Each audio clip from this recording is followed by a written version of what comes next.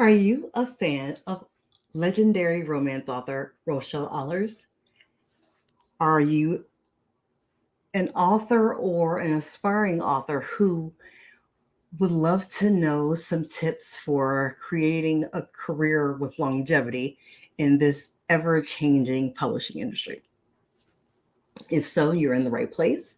I'm Reese Ryan, author of sexy, emotional, grown folks romantic fiction featuring characters who are finding love while navigating career crisis and family drama.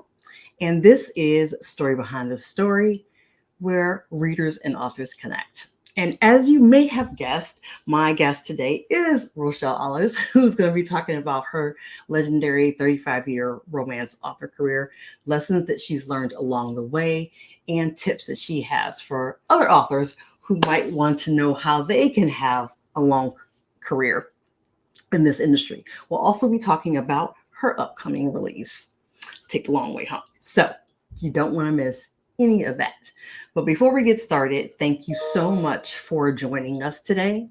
I look forward to our chat with Rochelle Alers, and thank you so much for taking time out of your evening to join us. We are very interactive, so we welcome your questions or comments in the chat, and we will address them as we have time.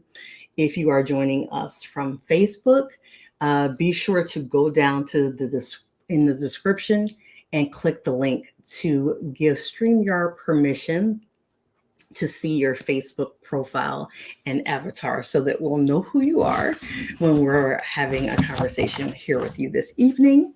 So, and one of the so if you're from Facebook, don't forget that, because otherwise it's just going to show you as Facebook user and we won't know who it is that we are talking to.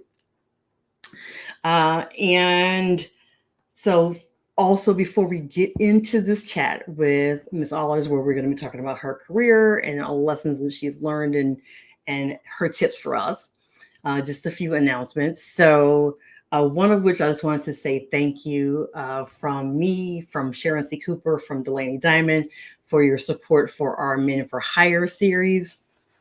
We really, really appreciate it, the enthusiastic support that we've gotten for the series. So we thank you for purchasing, for your reviews, for sharing our social media posts so that other readers can find the series as well. We are truly, truly appreciative of all of that. So thank you for that. And if you haven't grabbed a copy of Date for Hire, Boyfriend for Hire, and Fiance for Hire, the Men for Hire series, it is available at your favorite retailer in either as an ebook or as a paperback. And if you prefer signed paperbacks, you can get signed paperbacks of Date for Hire, Candidly Yours, The Rival Be It, and both books in my upcoming series, the Dynasty's Willowvale series, which is my collaboration with Jules Bennett. And that book will not be available in big box stores. So wherever you normally get those books, you probably will not find these books on the shelf there. So you can order them from your favorite online retailer, from romance-friendly indie bookstores. They'll be happy to order the books for you. Bookshop.org is a favorite of mine because you can order from bookstores all over the country, indie bookstores all over the country, using bookshop.org. Ones like Meet Cute Bookstore, Love Sweet Arrow, The Rip Bottas, one of my favorites here in North Carolina, Bookmarks. You can order from all of those through bookshop.org. So I love that. And then, of course, you can always order them as well from me through my website, and the link is in the description of the show. So, all that aside, let's get right into our chat with the amazing and legendary Ms. Rochelle Alers. Thank you so much for being here with us today to chat. I am excited about that. So for readers who might not be familiar with you, could you start off by just telling us a little bit about who you are and what you write? Okay. For some of you who don't know who I am Rochelle Alers. I'm a writer. I write romance and women's fiction. I've been around a while, so I guess you would call me a veteran. This December, I will celebrate my 35th year as a published author. I did write a few pieces for my college newspaper, but I don't consider that, being published, even though they do. But it's been fun. It was fun in the beginning, and thank God it continues to be fun. And when it stops being fun, then I'll just stop writing and become a reader again. So um, I'm a native New Yorker. I was born in the Big Apple, educated there, lived there for, I think, 20 years, a little bit more than 20 years, and moved out to Long Island where I've been ever since. So it's conducive to writing because I don't hear the sirens. It's quiet there. I hear crickets in the daytime. So, so I really don't have any excuses or for any distractions. But becoming a full-time writer, I'm not as focused as I used to be. I don't have the discipline I had when I had a full-time job. And because I am the world's best procrastinator. And, then I have to start pulling the all-nighters where I stay up all night long, take a power nap and get back up. And I keep telling myself, you've got to stop doing this. But you know what? It's who I am and it's how I operate. And they said, if it's not broke, don't try to fix it. So far, so good. But I know that, like the next couple of weeks it's crunch time and I really have to get into this novel. But it seems as if I can, the hardest thing for me to do as a writer is to start it. Mm. It's just getting over that initial hump. Yes. Maybe say it's 50 pages. And if it's a longer read, like it's 150 pages, and then it will take off and write itself. But it's just like, I just try to finesse it so that when you open that book, you want to be able to turn that page and say, I want to know what's happening. Who are these people? And so that's, I think, where the procrastination comes from. Sometimes doing it over and over. There was one novel, I wrote the first 100 pages 3 times. Oh, wow. So I finally got it. And once I got it, I was off to the races. So, even after all these years, it's still difficult. And anybody who says it's easy, they're a liar. It's so interesting, a lot of what you just said, because I definitely have experienced a lot of those things. And I have told that to my husband before about how when I was working full-time and trying to write, I was much more focused than I was once I had all day to do nothing but write. So I found that too. And that also really put a lot of pressure on myself for the beginning and ending of the book. So I can definitely relate to that as well. So tell us a little bit about how you got started writing romance. It was difficult. It was really difficult because I came along during the time when they really weren't publishing romance novels with leading characters of color. Maybe a writer would drop one in here and there, but to me, they were never positive. So, because, we heard all kinds of excuses, Black people don't read, we don't want to invest in you because the books don't sell, all kinds of nonsense, but the thing is, as people of color, we've always persevered. They won't let us in the front door, we go to the side door. They don't let us in the side door, we come in through the back door. And the next thing they turn around, we're sitting on the porch with the front porch. and that's how I looked at it, because I knew eventually it was going to happen. And so when the doors really opened up for us, because Vivian Stevens, Karen Farmer, Veronica Mixon, those were the Black editors at Harlequin, Silhouette, and Doubleday. And when we would get together, you got something for me? And I said, yeah, I got something for you, you know? And thank God, you know, I was able to become a published author for the first time because Veronica Mixon picked me up for Doubleday Starlight Romances, which were very, very sweet because they targeted them to libraries and high schools. So there Mm, couldn't be any, you know, kisses and caresses or love scenes on the page. But but I continued to write. So when the doors really opened up Kensington for Arabesque, I had a file cabinet full of manuscripts that were completed. So I said, you know, that, and I tell any writer that, you know what, very few of you will get picked up for the first time, you know, for your first attempt, but keep at it because I had enough rejection letters to paper a wall. But I kept saying, no, nah, y'all just don't know what good is, you know. yes. And you know what? Eventually, you know, Karen Thomas was it Karen? No, it was Monica Harris at Arabesque. She passed away, but she was the first editor who headed a line. Mm, And when she went to RWA, I think it was in St. Louis, and she got all the little black writers in the room with her, and she told them, "Candace's starting a line. Send me what you have." I didn't go to that conference, but somebody called me. I said, "Oh yeah." So I sent her what I had, and she gave me a 2-book contract. So my first book for her came out in '94. The next one came out in '95. But even before that, I was published in '88 with Doubleday.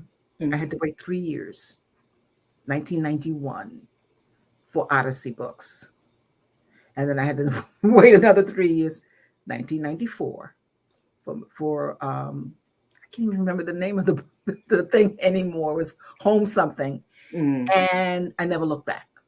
Wow. So it was like off to the races. And I just passed the checkered flag and kept going. There's so many lessons right there, and like you getting those rejections, but never stopping, letting it stop you. Like so that when you did get that opportunity, you had all of those completely written manuscripts. Mm-hmm. So that was incredible. That's definitely something to encourage anybody who might be still trying to get that first yes. Or you know how this business shifts. Like you said, you had to wait that 3 years, even though you're published here, to Mm-hmm. get somewhere else. So Yeah. to just keep writing and have that confidence in yourself to know that they're the ones that are missing out. Well, you know, And just keep going. it depends sometimes on an editor. You may Yeah. get rejection. You know, I got rejected for the book that really put me on the map a couple of times. Um, there was this woman who wanted to pick me up as a client, and she said, "If you make your characters white, I can sell you." And I said, "No." I said, "No, Uh, I can't do that." So, but I said, "They are who they are." But when I finally was able to sell that book, it was the editor. See, you sometimes editors sometimes don't know what they're looking for mm, until something comes across the desk and they start reading it. And I said, "You know what? I'm going to take a chance on this." And because I'm friends with a lot of editors, and they say, you know, sometimes it just the mood will hit us, and we'll pick it up. I don't know whether there are that many writers who send their stuff in unsolicited anymore because you know the industry has changed, whereas you have to have an agent to do this and that. Um, but sometimes it's just that person that day when that manuscript comes in and they pick it up and they said they didn't know what they were looking for until they got that particular book. yeah. Yeah. And you know, like I said, when the doors open, make sure they stay open. Don't do anything. Don't become a diva, you know, and become uh difficult because what you want is to, if you want a career as a writer, then act accordingly, you know. And I always say, please my editor, and please and read the readers who put that money down to buy that book. Those are the only two people you have to please, is your editor and those readers. Yes, readers are huge for sure, for sure. Uh-huh. And so I want to take just a moment to kind of go back through and say and acknowledge some of the people who have um, had something to say. So, author Kathy Douglas, It's my we love girl. her. We love her. Thanks for joining us this evening, Kathy. And we have a Facebook user who, if you go down to the bottom of the Facebook description, there's a link where you can give StreamYard permission to see your profile and your name so that we'll know who you are. But thank you so much for joining us. This is Hi Reese. I finally caught your live, so I appreciate that. I'm glad we're able to. Veronica says good evening. And Uzu says good evening. And of course, Mama Tony Hey, says good evening. Yes, yes. And then Brianna Girl says, I made it just in time. Hello, everyone. And Uzu says, one of the OGs. That's right? right. Legends. That's right. Absolutely. And Mama Tony says, Rochelle, you have written some great page turners. Absolutely. Thank you. Clarice says hi. And we have another Facebook user who said, two beautiful queens. We appreciate that. Thank you very Yes, much. we do. And so we have a question that I'm going to bookmark for later and come back to. Okay, come back to that. And Angela Anderson from Angela Anderson Presents is here with us. And then Clarice says, I've been reading Miss Allers since the Hideaway series. Oh yeah. Yes. Love it. Okay, and earlier when you shared that story about the agent, I believe that's when it was that she posted this, wanting you to turn the characters white. Angela said, thank you so much for sharing that. Veronica also says, love your Hideaway series. They're all page turners, so I love it. And Marilyn Diamond says, Lord, I was an undergrad reading these books on the weekend, 4 books in a pack. I love it. And then Nikki Himman says, oh my God, Rochelle, I didn't know about this. She's one of my faves. So yeah, I'm glad you were able to join us. So I'll get back to some of the comments in a minute. The next question I want to ask you is, since you have this extensive backlist, people mentioned some, for somebody who was coming to you that's new to you, what book or books or series would you recommend to someone who's new to you? It would have to be the Hideaway series. It would have to be the Hideaway series. In fact, Hideaway, when I first thought about writing that, was a short story, like 5,000 words.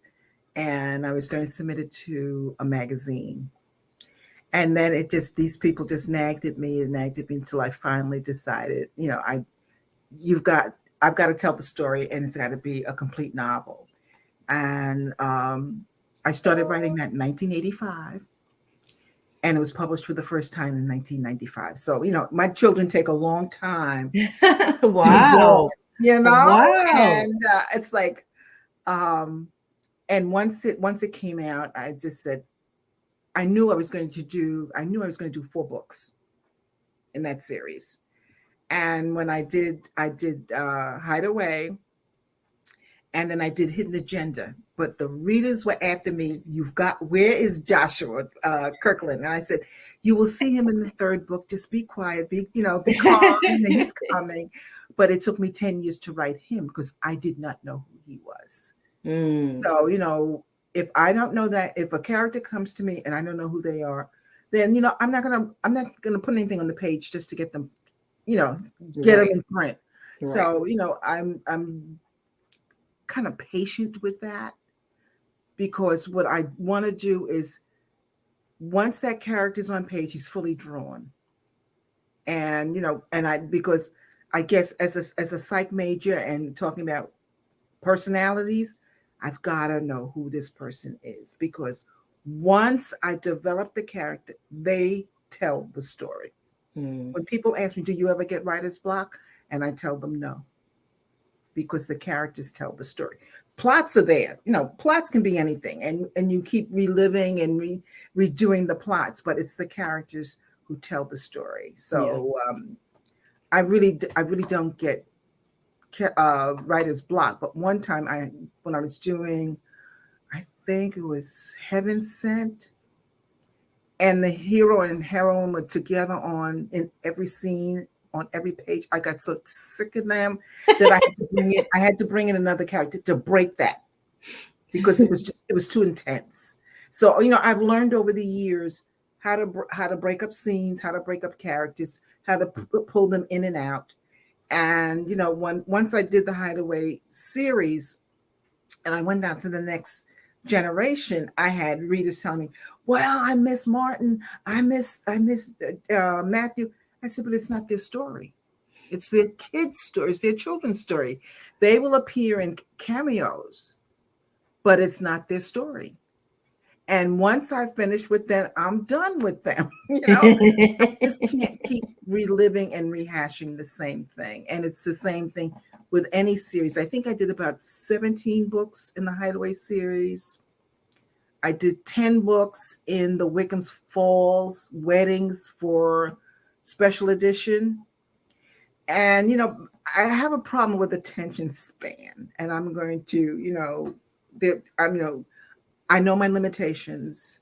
I'm a procrastinist, and I have problems with attention. I can't do the same thing for so long. I can't watch a TV show for 10 years. It's like a 5-year cutoff, and I'm done with it. The only things I can watch over and over are documentaries, because I'm a documentary junkie.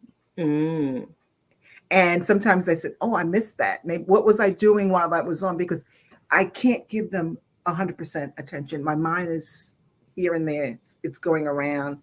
So, but the thing is, the Hideaway series, I think, is a good series in which to start to see what type of writer I am, because I think I'm more of a visual writer than anything else. If I want to describe a scene, I can look at it and I can translate that scene, that picture, into words. So, it's like, I guess it's a type of artistry, like artist will look at a still life and paint the still life. I do that with words. I love it. I love it. Yeah. It's one of the many things we love about your work. And let me go right here, because that brings one up. Brown says, "My granny tore through all the titles available in our public library system. Her reading got me into collecting your books." So we love that. We love it, love it, love it, love it. And let's see. Okay.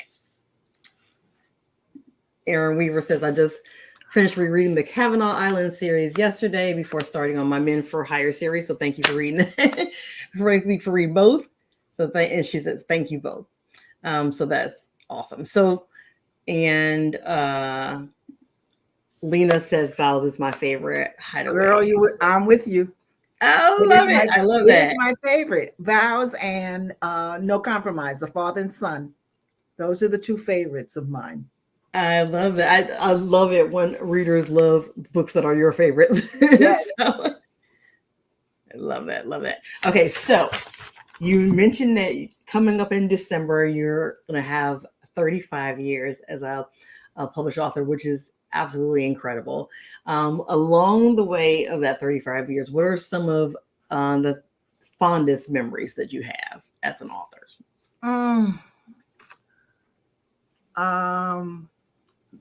There were a few episodes, but one was really it really stuck with me, because a reader had written to me to say, "I read one of your books, and it gave me the courage to get out of a toxic relationship." Wow. And I said to myself, "Really?"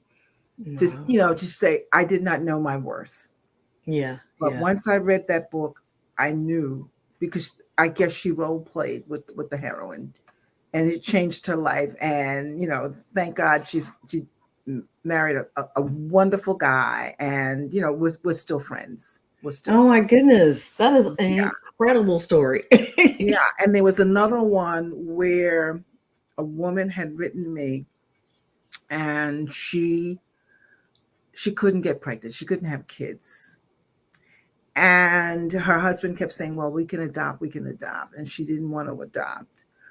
But when she read, I think it was Home Sweet Home,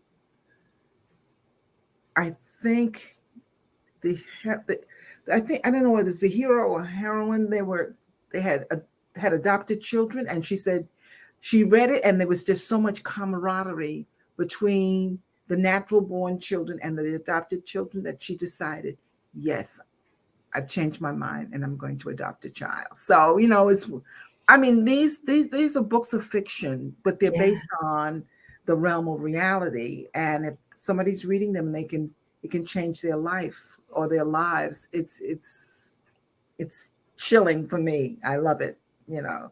Oh So my goodness. I don't know whether Yeah. those words really do something to a person or make them think differently, but I'm glad I was able to do those two incidents that Yeah. changed someone's life. That is just phenomenal. And that's the kind of thing you never forget. And it's the kind of thing you store away and it Yeah. reminds you on those days, like you said, writing is hard. No matter how many books in, no matter how many years in. I'm Hmm. 35 books, you're 35 years. And so it's still hard. It's still Yeah. hard. It's still tough. Yeah. And those kind of stories definitely warm your heart. And just in those hard moments, it just, Hmm. reminds you of why you're doing this. So I love that. Thank you so much for sharing that. And so then you've already indicated a little bit of some of the difficulties that you've dealt with, but in your 35-year career, what are some of the challenges that you encountered as an author? Um, I've had some difficult editors. Um, Editors who, I don't know whether they were frustrated writers and wanted me to change my voice. And it's almost like changing the way you think. And I couldn't do it. And I decided to walk away. And, I said, if I if I never write another book, it's okay. But it's almost like compromising Yes. yourself. And I just couldn't do it. And um, I've been fortunate enough to be able to write for more than one publishing house. So that's my out. You know, you always have that ace in the hole, and I've always had an ace in the hole. And there's always, I don't think since 1994, there's ever been a time when I wasn't writing for at least two houses. Hmm. So if I had to walk away from one, I had the other. But they're editors. Just now, some of the editors that I have are very young, and I have one that's younger than my granddaughter, and sometimes I have to, I have to educate you. I and then there are other editors who just don't know, certain things, and because I did a period piece, a historical years ago, and the heroine came into the marriage wealthy. But you have to realize there's a certain time in history where a woman's wealth became her husband's wealth. Hmm. All right. When Yep. they talk about paying dowries, that money was given to him. Yep. And, even if she wanted a divorce, many times they lost their children. So, it's only recently that women have achieved equal rights, and sometimes, like nowadays, they're taking them away from women, Yeah. their decisions. So, yeah, I've had a few run-ins with I think two editors, and I had to walk away. Yeah, and you have to be willing to fight for you. I don't want to put out a book that I don't like because this is what they wanted me to write. And I said I don't go into diva mode or to say thank you very much, but I'm out. And I'm glad you kind of you made that distinction, because I'm going to be honest. When you first were saying about the two people you had to please is the editor and the readers and Don't Be a Diva, and I almost kind of cringed on the editor side, because I'm like, there's definitely been moments where we're not on the same page, and I'm Mm-hmm. not like you don't get it, and Mm-hmm. I'm not trying to cater to you. So like Right. this clarification that you just made makes me feel a little bit better, because there are definitely moments when I'm like, I'm sticking, you know, Mm-hmm. I'm putting my stake in the ground, and nope, not doing that, I hear you. whatever the consequences may be. Mm-hmm. So yeah, so I definitely get that, and I see that you have done that as well. Thank you. I only had to do it twice, Yeah, and that's behind me. So yeah, I don't look back. I look ahead and I just move on. yeah, yeah, Yeah. and I like that part too, because I don't think it serves you to stew in it. You know what I'm No, saying? no hard feelings. Mm-mm. Mm-mm. It doesn't. It's a business, It so is. decide what you're going to do and keep it moving. And that's kind of where I am right now. I decide what you're going to do and keep it moving. So that's good to know.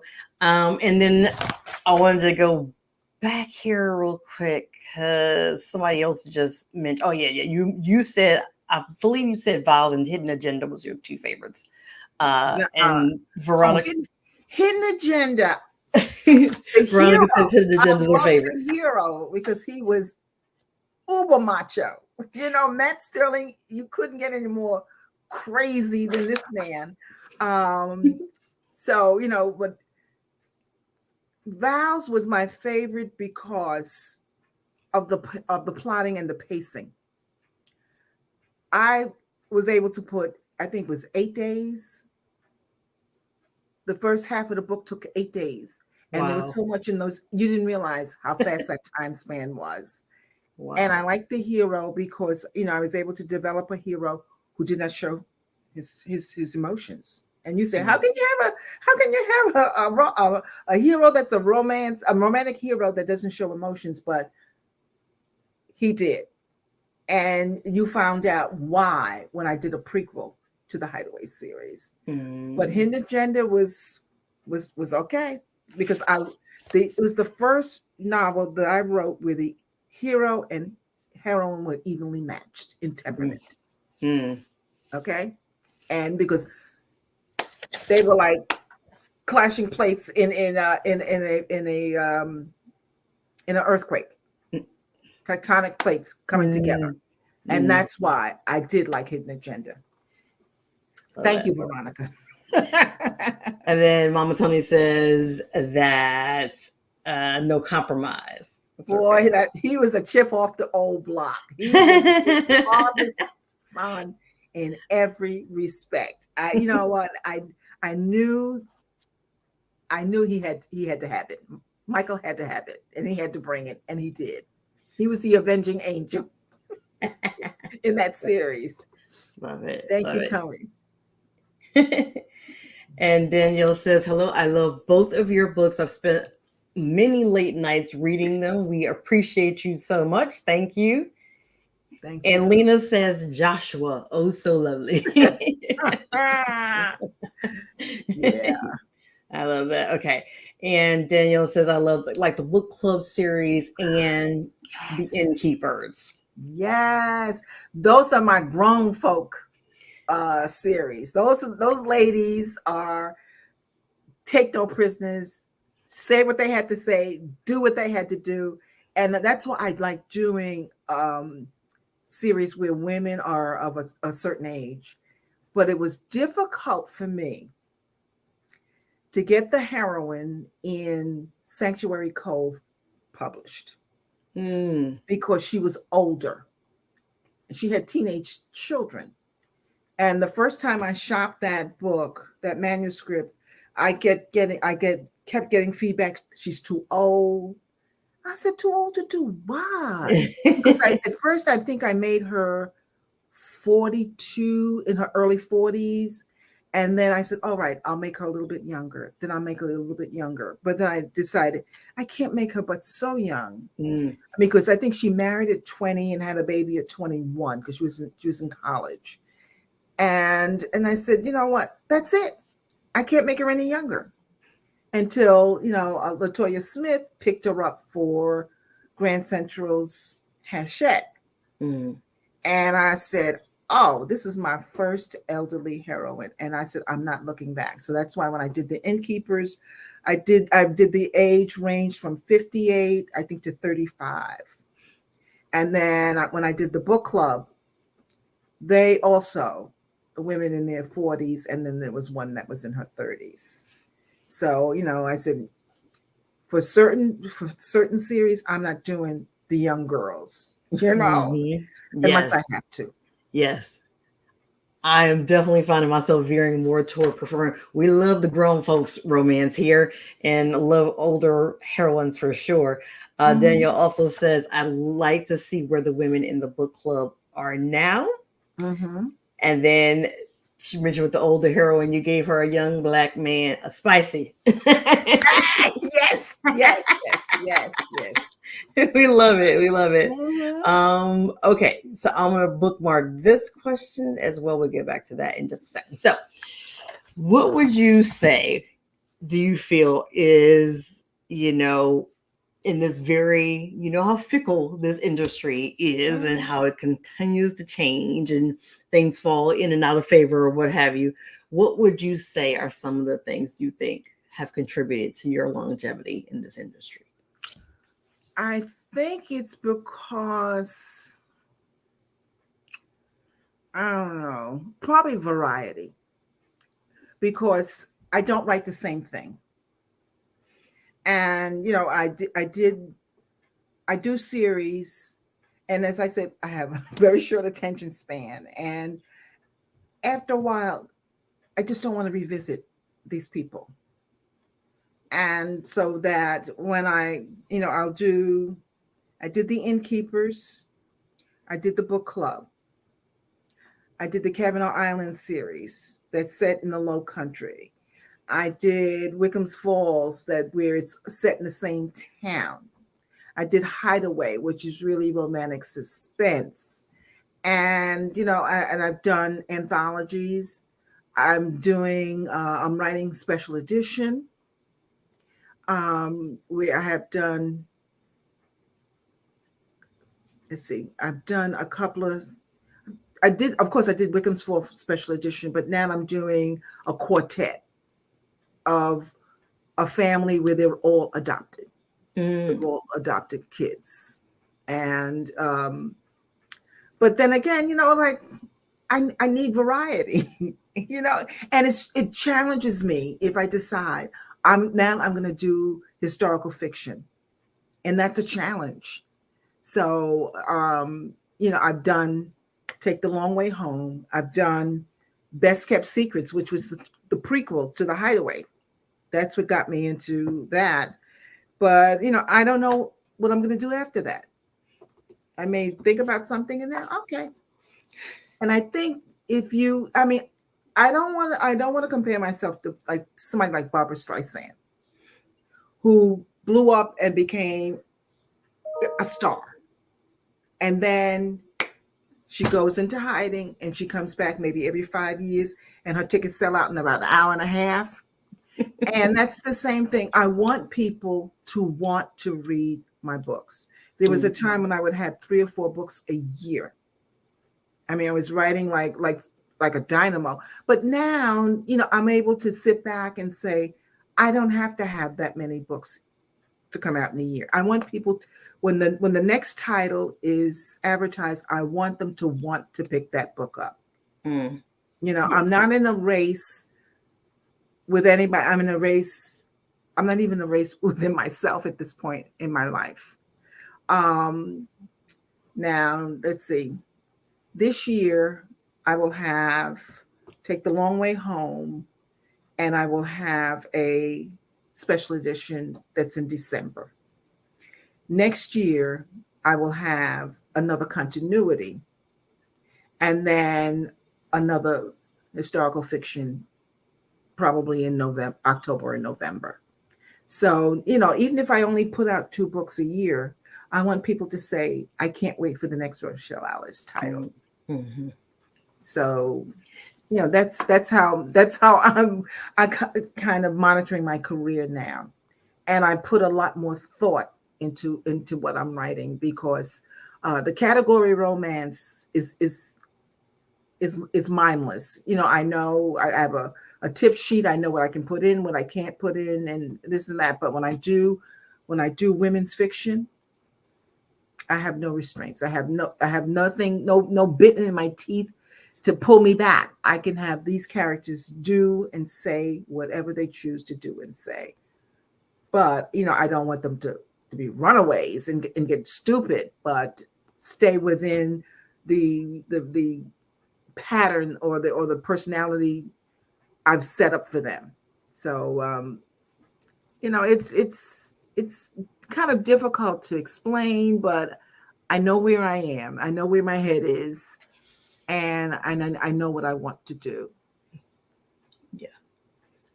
I am definitely at a point where I'm like wanting to definitely slow down Mhm. and do less in a year. So I feel that.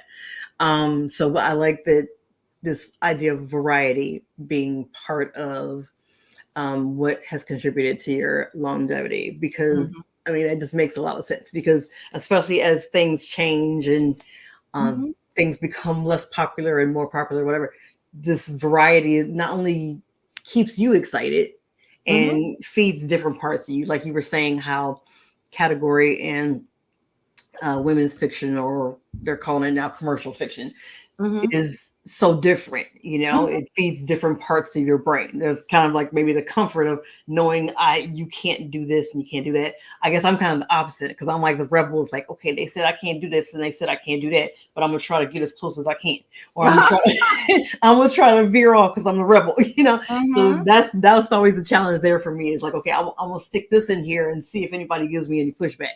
So but What yeah, what I it is very different. It is very different. Or when you're writing suspense versus regular contemporary, or like you said, historical. Now that I'm Mhm. working on a historical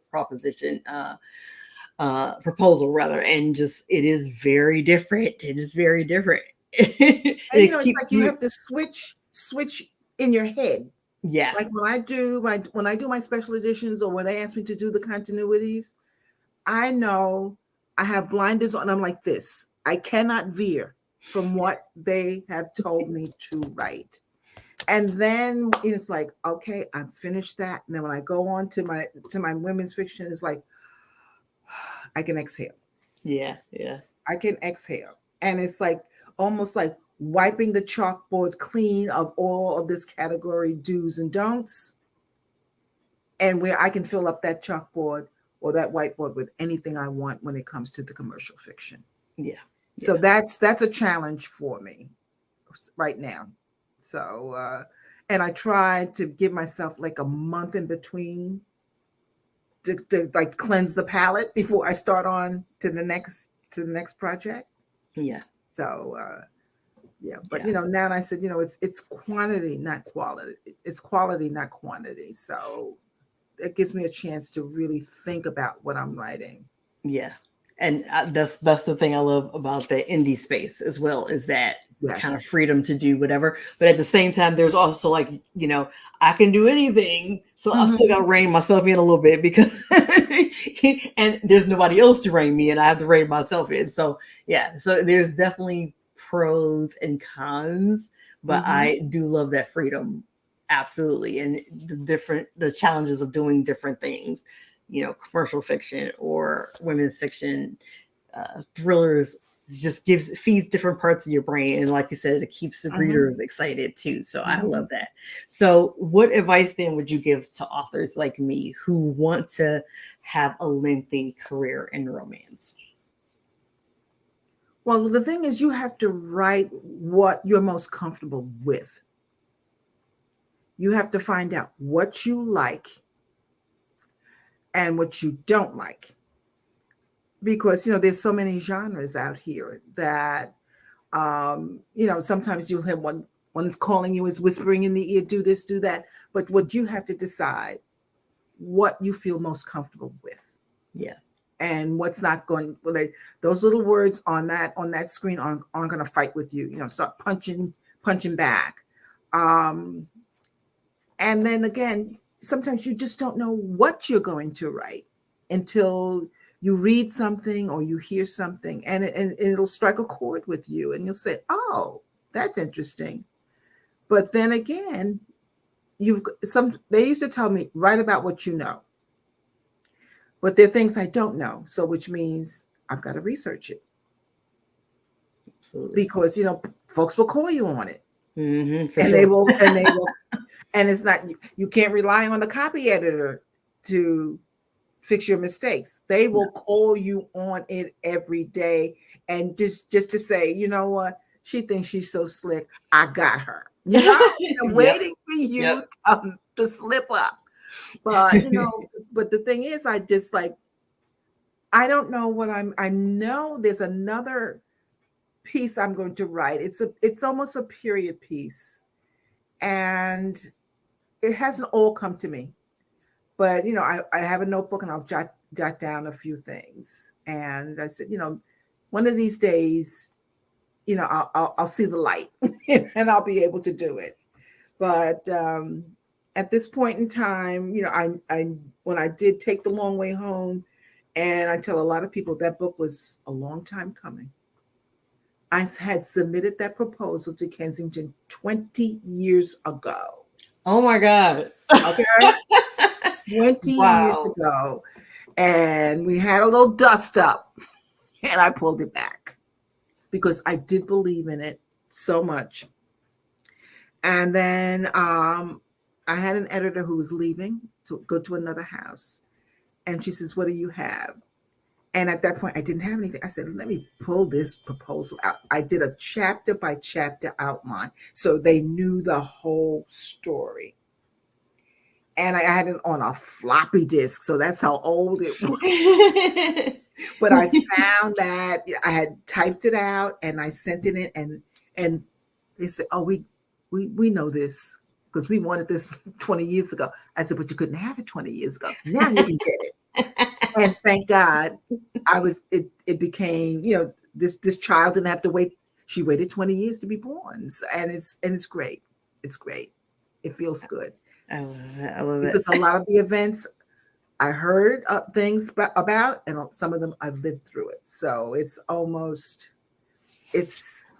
was a catharsis for me to be able to write down these events and these scenes and these personalities. I'm so excited. And we're getting ready to hop into talking about that book right now. So before we do that, on the question of your longevity and what you attributed to it, Mama Tony says the fact that she is a good author and writes in various genres with stories set in unusual places. Love that. Mm-hmm. And then Uzu says, not the floppy disk. Yes, the floppy disk. That's like back in the day. Yeah. But I love it. I love that you stood up for the story because you had a vision for it and Mm-hmm. their vision didn't match yours. So you were like, nope, not now. I'm not, Right. So I highly respect that and appreciate it. And I know how hard that can be sometimes to do that because you're like thinking in your head, I don't know what's going to happen. I don't know if this book is ever going to see the light of day. Right. But right. Sometimes you just got to do that. And it's so funny because like the historical that I'm working on, the proposal on now, probably started like 7 years ago, but Mm-hmm. my goodness, 20? 20. Wow. I think I gave it to them in 1999. Wow. Okay, Yeah. well, let's get into talking about that book. Take the Long Way Home. What is the premise of the story and what inspired it? I knew I wanted to set it in the South because I do have Southern roots. Yeah, and I just wanted to show how a young girl was able to overcome a lot of the obstacles that presented her at this time and in that place. I knew I wanted to set it in Mississippi because Mississippi was the most racist, segregated state in the South. So much so that they made the movie Mississippi Burning. That's how bad it was. So, but I also wanted to write about Black folks who did not depend on white folks to take care of them. She lived in an all Black town. You know, when you talk about uh, Tulsa and Rosewood and all these other towns that were all Black towns where Black folks took care of themselves. And, you know, it just like it irked the outsiders that these people didn't need them. And that as Black people in America, we were a fully literate people 20 years after the end of the Civil War. And, you know, that's why they were burning down our schools and churches, because Right. they were resentful. Yeah. So I just wanted to show the love within this Black family and this young Black girl who innocently decided she was going to save this young white boy's life. And, you know, at 12 years old, you know, she didn't have much contact with white people, but she just felt that, you know, he was beaten, he was abandoned, and, you know, and she got her grandmother. She said, you know, what can you do? You know, that was her humanity. And unfortunately, he turned on her. Mm. And, but the thing is, you know, I don't want to give the story away, but he had issues when it came to her because he knew she was everything he wasn't. Mm. And, you know, she had loving parents. She took a bath. She was clean. She went to school, and was the opposite for him. And he was filled with hate because he resented that. Mm. Not so much. He did dislike Black people because he was taught to hate Black people, Right. but he resented his own situation. So, but you know what? I'm going to let the readers, I think some people have already read it because I had given out a lot of advanced reading copies in Atlanta and in Chicago at the ALA. So I'm going to wait for the feedback. So you see her journey from age 12 to 83. Oh, I love and that. The men that she will meet that will impact her life to make her who she becomes, her travels. I like her aunts a lot because they were independent, educated Black women who lived by their own leave. And and she always wanted to be like her aunts. She didn't mind being like her mother because her mother didn't go to college and had married the father because she was in love with him. So she wanted to be like her mother because she wanted to get married and have kids, but she wanted to be independent like her aunts who lived their own lives and made their own choices because, you know, they were educated professional women and people would call them, you know, bougie bitches, but they didn't care. They were who they were. I love it. I love that. So you told us a lot about your central character, Claudia Patterson. What else? How would you just sum her up in a few words? I would sum her up as somebody who, through certain events and people that she met, came into her own. She became a fairly modern, liberated woman because she came up during the sexual revolution. She came of age during the sexual revolution. And she had decided to get involved in the civil rights movement. I do get a chance to mention a lot of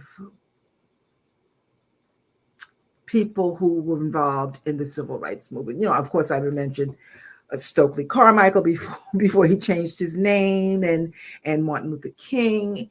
And because I was truly a student of Malcolm X. I loved his quotes and his speeches.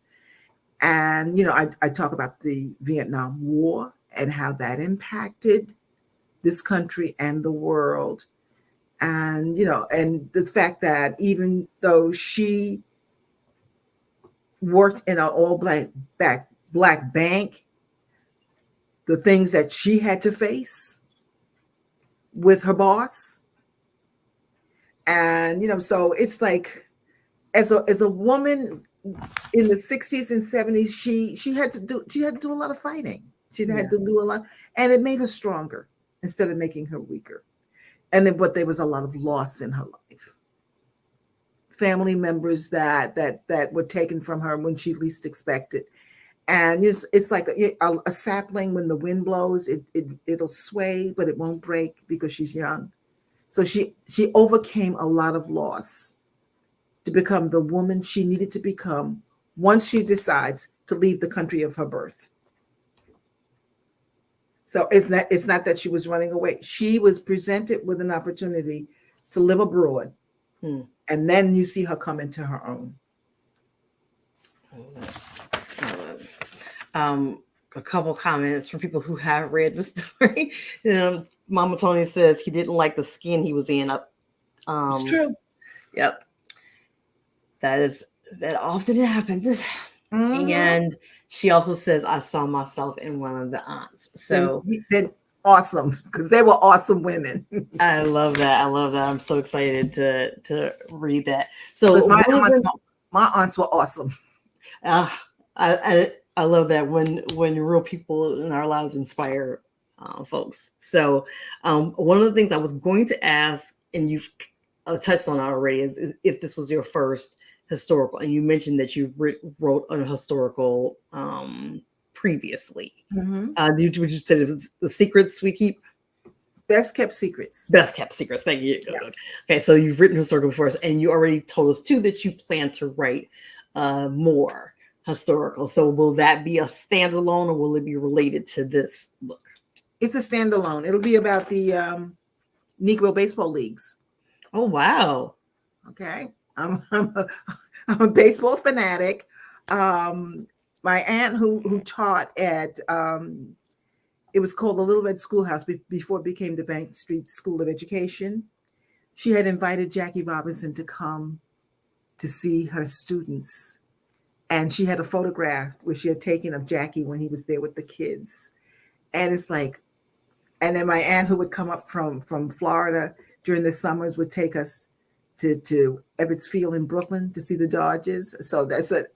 Oh, I love it. Oh, so wow. I decided I had to do, it's fictional, but it's, a lot of it is real, where they had to play in the Chitlin Circus. They did barnstorming, but they were treated quite differently. Black baseball players, when they went to Mexico and the Caribbean and in South America, they were heroes. And people didn't realize that Ted Williams, when he retired from baseball and he was inducted into the Baseball Hall of Fame, he says, these Black players from years ago should be here. So, they've inducted some of them, but these guys didn't smell the roses while they were alive. And that's what bothers me. Yeah. I'm so excited that you're going to be writing about that, because I've been learning more about it and just fascinated by the different learning about the past. Well, you know what? I'm a big sports person too. So okay. Baseball is not mine though. I'm basketball for sure. But, okay.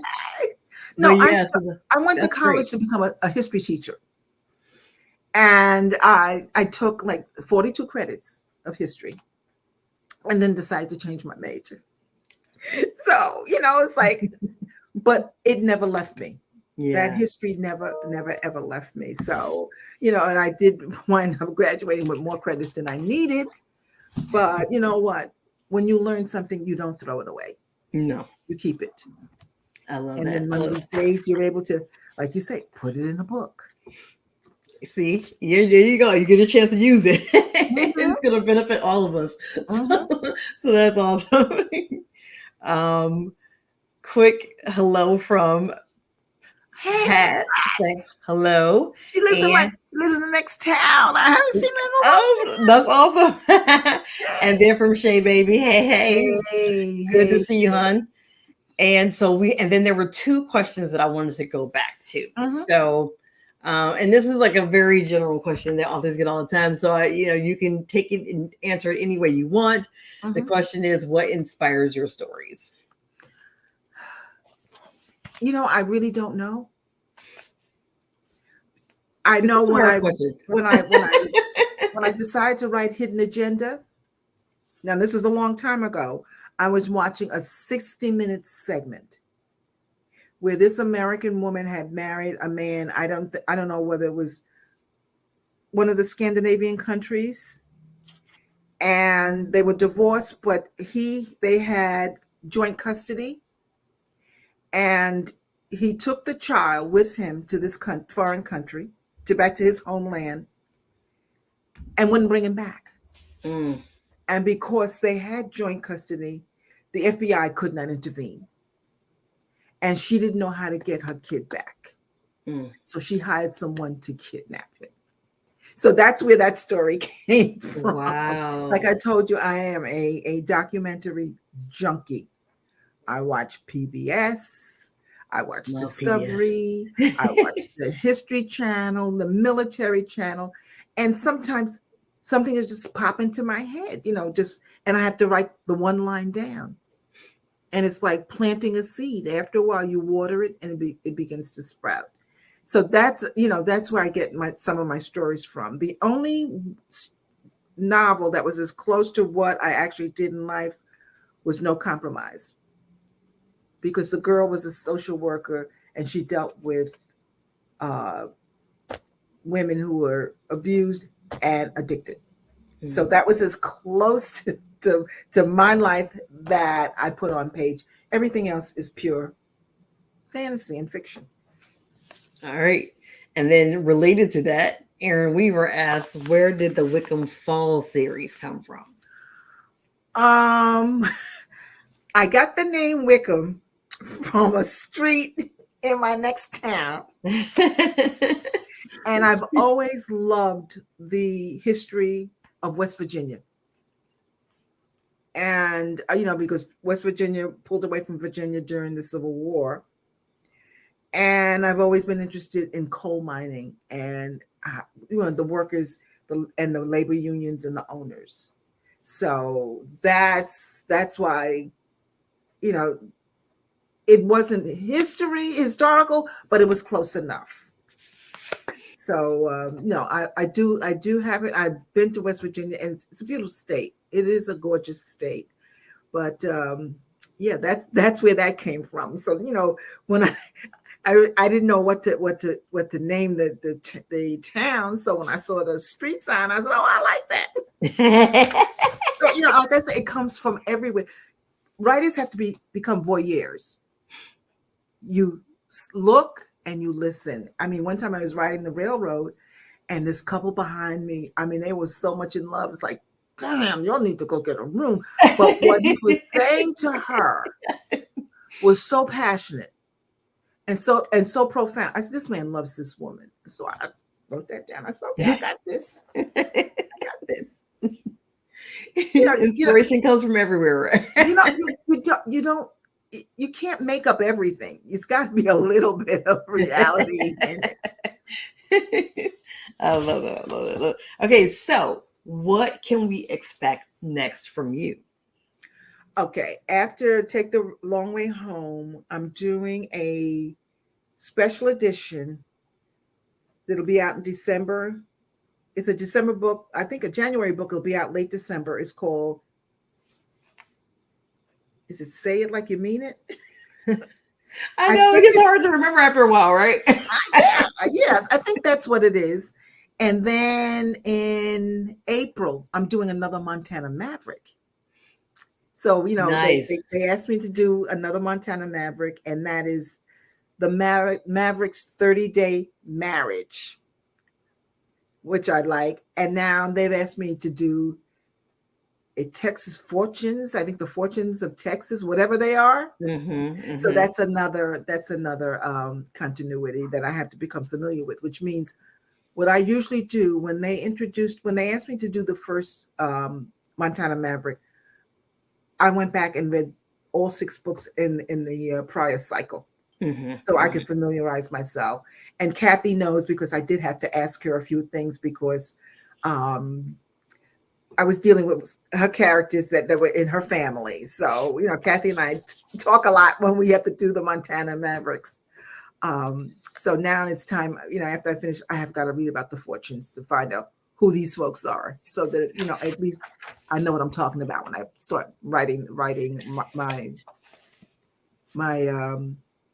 contribution. Yeah. And for anybody who's doesn't know what a continuity is, it's those series that, like the long running series, like the Texas Cattlemen's Club, or like the Montana Mavericks, or what have you, have been going on for a while. And usually with those, like the publisher creates like a series, a Bible about the series, and then they break it up into books, and they give each person an overview. So even though you do, you're given, here's what this book is about, or here's some basics about the character, you still, like, if it was that same thing was given to 3 or 4 people, you end up with 3 or 4 different books. You still have these things that are continuities that must be the same, and that you can't change, because it'll mess up the other books in the series, but you still get a chance to put a lot of flavor of your own voice into the story and stuff. So because before I did the first Montana Maverick, Thankful for the Maverick, the bull riding, they were coming to Madison Square Garden. So I went to Madison Square Garden and I saw the bull riding. And so I saw the whole, performance that went on. And I knew they drove pickups and they didn't drive foreign cars. So, I had to get my head into what goes on in Montana. So I know you're not gonna find Toyotas and Hondas. You're gonna find Chevys and Dodges, and that's an interesting point. Yeah, I mean, that makes a lot of sense. That reminds me, my husband worked at he was one of the vendors at an auto plant, and it was a Ford auto plant, and that was the same thing. You do not drive a foreign car on that lot, not if you wanted to leave the same way it came in. So that's something that's an interesting feature or point, that that little extra research gives you that additional layer and stuff that really tells you more about the characters and stuff. So I love that you were able to include or find that kind of thing out. Same here, Kathy. I love talking to her. I probably have to talk to her about her fortunes. So when I get the Bible. But, yeah, Kathy said it was so much fun talking to you about our characters. I just love talking to you. Same. On. Okay, and then Erin Weaver, you mentioned the 2 books that you had coming out. She said, "Thank you, Erin. I can't wait to read them." Okay, so clarify your question for me, Pat. It's when your readers only want a series. So I'm not exactly sure where you're going with that, or maybe I missed something, maybe that you typed in earlier. So if there's some clarification you have on that, you can let me know. So you said those 2 books that you're going to have in this upcoming year, which is keeping in line with what you've been trying to do, like 2 books, one of the category, one of something else. So to give you a little bit of a break or a change. And so the next question I would ask is, I'm going to throw one out here that I just thought of. Is there anything that you would like to write that you haven't written yet? Is there a particular type of genre or project or whatever that you've not tackled yet that you would like to try in the future? No. Okay. I can't even think that far ahead, because you know what? When I finish one, I'm on to the next. And, I just can't crowd my brain with too much stuff. Or, it's like you're at the buffet table and you know what you like. So you only take what you like. Okay. Because, something over there that I take may not agree with me, you know, and that's how I That's look an at it. excellent illustration. Yeah. I love that. And then Pat has clarified. So, but a series can make a reader so invested until you may feel pressure to keep writing them. So, is that something that you think about, that you feel pressure to keep writing a series? Well, you know, I finished the Hideaway series, but they wanted one more book because this character that I had um, created, they wanted his story because I think when it ended with the wedding, they said, we have to find him a cold woman. And the other day, it kind of came to me, but it would have to be if I'm writing for Harlequin, it have to be a suspense or either an intrigue, one of the two. Hmm. So it's percolating in my head, and thank goodness the editor that I have for special edition also has moved over to that line. So we'll see what happens. So the readers may get their wish, because I'll tell you, if I do that book, I'm not doing any more. I'm Okay. done with that family. Okay. Thank you, Pat. Yes, that's what I mean. So yes, I love it. I love it. Okay. So tell reader, first of all, thank you again for being here and for sharing your story with us. And it was so informative and just great to hear what you've gone through and the lessons that you've learned and what have you. So tell readers how they can connect with you. Well, they can go on my website is www.rochellealers.org, and there are quite a few pages, but click on, you can see complete listing of books. Your new website is snazzy, by the way, too. I love it. I have to thank Sean Young for that. I She did that. saw. I Yeah. saw the Shang. It is so good. So if y'all haven't been to a Rochelle Alers website in a while, like if it's been a few years since you've been there, like me, it had been a couple years since I've been. The new website is so fancy and shiny and just I love it. I love it. So shout out to Sean Young. I think I saw somebody else's website she did not that long ago, maybe Joy Avery. That was really, really great. So she did Jackie Thomas's. I mean, she's fabulous. She's really good. that is so fantastic. Yeah, I love it. And we have another question from Danielle. Danielle says, have you ever written any books in the Texas Cattlemen's Club? They haven't invited me to that continuity yet. I'm probably I did 2 Montana Mavericks. Now I'm doing the Fortunes. Is the Fortunes the Cattlemen? No, the Fortunes. Which one is that? I I'm think trying to think Kathy which would line know. it is, but the Texas Cattlemen's Club is the one with Desire, and Desire is actually ending at the end of this year. So Yeah. I haven't heard anything thus far about them continuing it, but it would be a shame if they didn't continue with the series because it's been going for like 20 years. Mhm. So yeah. So I mean, hopefully, if they continue it, maybe they will invite me in. I'm not sure. I was really very shocked when they invited me to do thanks, Montana Kathy. That's what I Mavericks. thought. Fortunes are special edition. Oh, yeah, the Fortunes are special editions, right? Okay, yep. And Pat co-signs that Sean Young is phenomenal. And Danielle says, "Will you fit well in with the Texas Cattlemen's Club franchise?" No doubt about that. So Okay, great. yeah. So thank you, Miss Rochelle, and thank you to all of y'all for being so engaged and asking so many great questions and sharing your comments and stuff. And Veronica said, "Yes, awesome website." I love the new site. It is like I said, if y'all haven't been there, the link is in the description of the show. Make sure you go and check it out. And if you're not, look, in the world of social media, what site are you most comfortable on, or do you spend your most time on? I do look at Facebook, but right now I have like 157 to go through. I go on Twitter, which is now the new X, most of the time. I refuse to call it X. I don't do a lot of social media. I really don't. I don't know why.